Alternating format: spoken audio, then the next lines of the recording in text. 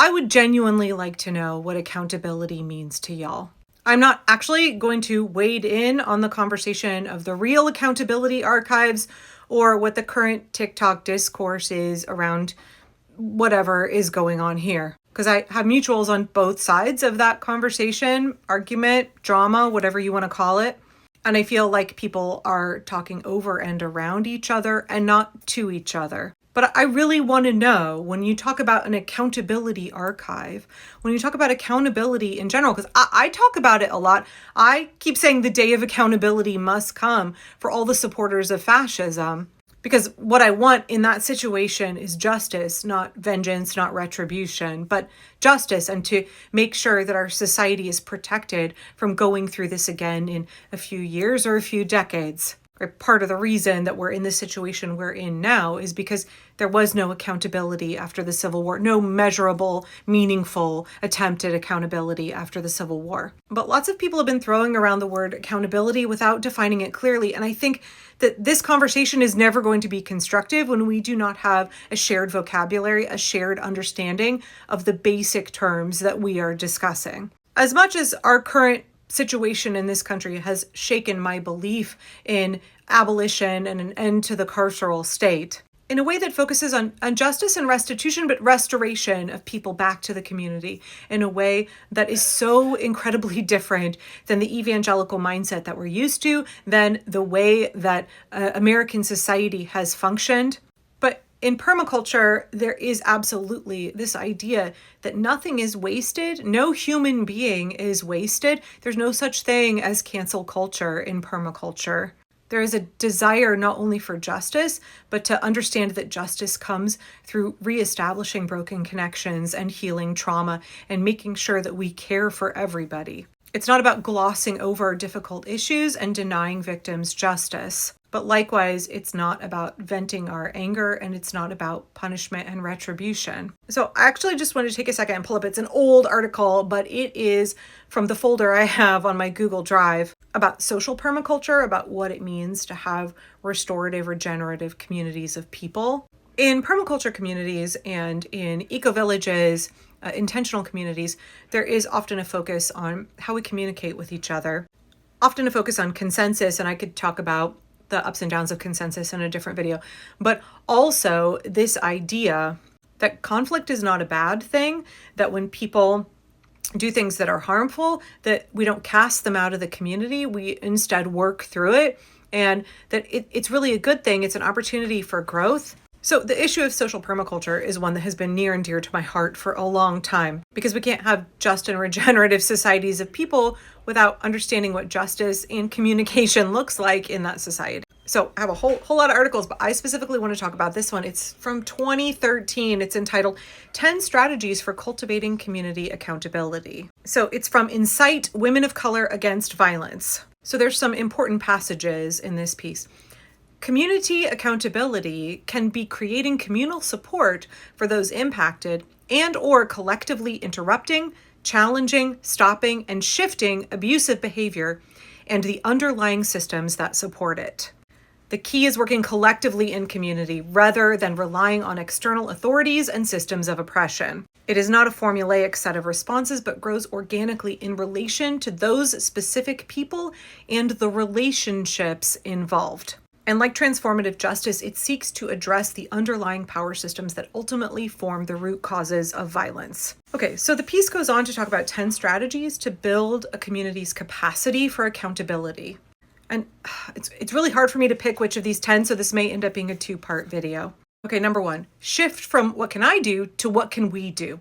When faced with abuse and or violence, people are often not sure what to do. Instead of feeling the burden of responsibility solely on our own, gather with others connected to the situation. Family members, friends, neighbors, coworkers, peers, recognize that each of us is impacted by the abuse, violence, etc., whether we are directly involved or not. And that collectively, our experience, knowledge, and skills could shift the situation. Together, we can commiserate, analyze, strategize, and take action. With a we, the energy shifts and possibilities multiply, more support, ideas, and capacity.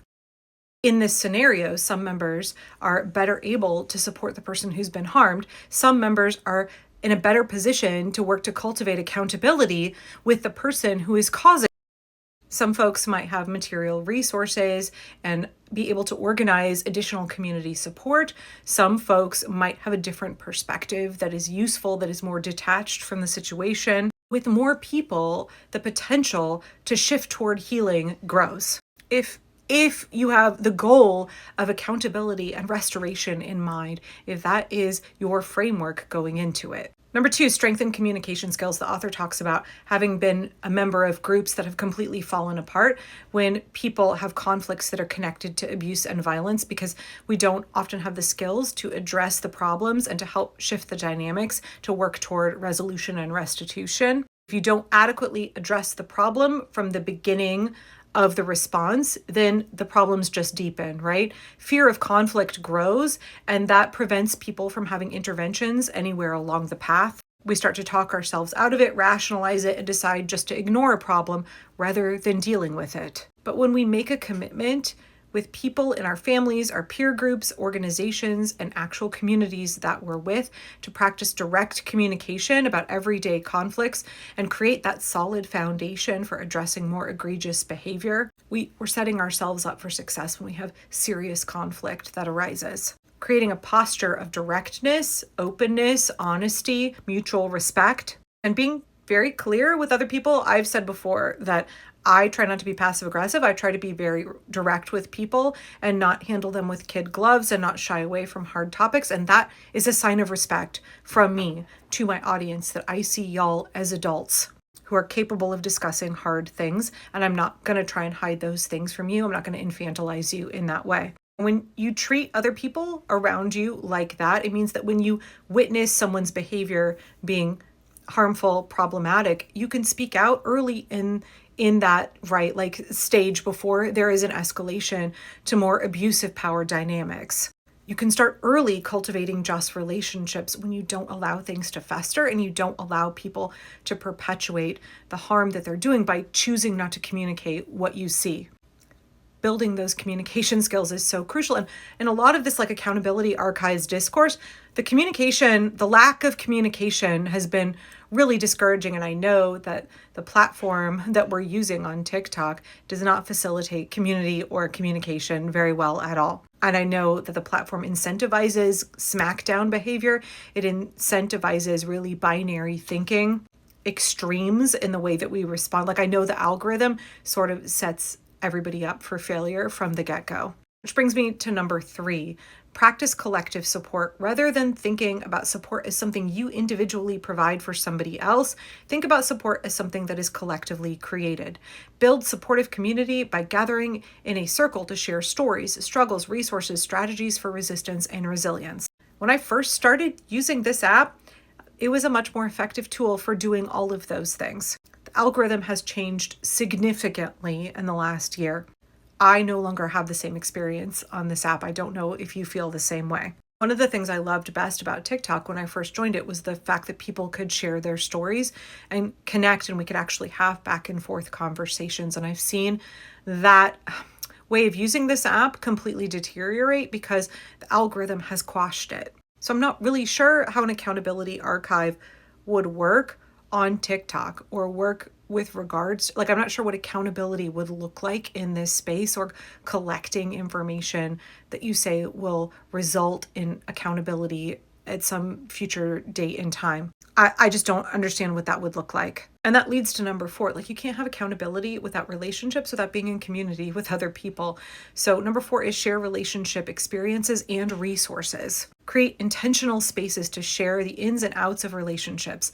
When we invest in each other's relationships, we are inclined to take accountability for and support interventions when problems arise. One technique is using the circle process to share experiences and stories with other people. It helps create an environment where nobody is an expert or a judge of anybody else. There's no hierarchical dynamic of a lecturer and an audience. People get to tell stories and commiserate and empathize. That allows relationships to deepen, and so that in the future, when people come together, they're better able to craft what accountability looks like for each other. So I'm going to leave it there. I'm going to come back for part 2 in just a little bit. Okay, this is part 2 of me asking, what does accountability actually look like to you? I would really love it if people could stitch this video and explain to me in great detail, what does it look like to have accountability? What are the requirements for it? What is the outcome that you're hoping for the person or people that are harmed? What is the outcome that you're hoping for the people or person who are doing the harming? What does it look like to you to have restorative justice and accountability? So in the first video, I was referencing a very old article that I have had saved in my Google Drive for a long time by Insight, Women of Color Against Violence. It's talking about 10 strategies and skills to help communities be able to go through the process of accountability. And I would like to say here, you can't have accountability. My understanding, maybe you have a different understanding than me, but my understanding is that you can't actually have accountability with people that you're not in community with. Like, accountability is not a carceral process. It's not a process of retribution and punishment.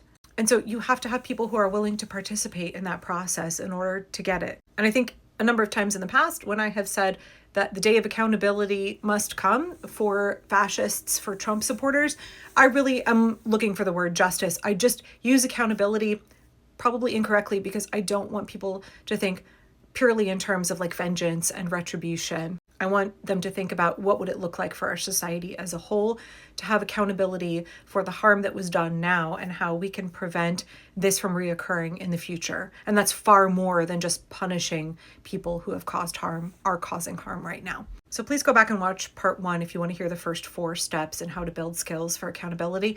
But number 5 is one that I mentioned briefly in the first video, which is I think that we don't have a shared understanding of what accountability means. We do not have a shared vocabulary around this issue, and I think it's causing a lot of problems when people are having this current discourse about the accountability archives, of which there are at least 2 different files that are having that name applied to them. So number 5, it's crucial to build a shared vocabulary in order to have accountability. You need to create spaces to build shared language on what positive, loving, and caring relationships look and feel like, as well as those with mistreatment, abuse, and violence. Often the terms we are using, domestic violence, rape, stalking, call up legalistic definitions that require definitive lines of demarcation.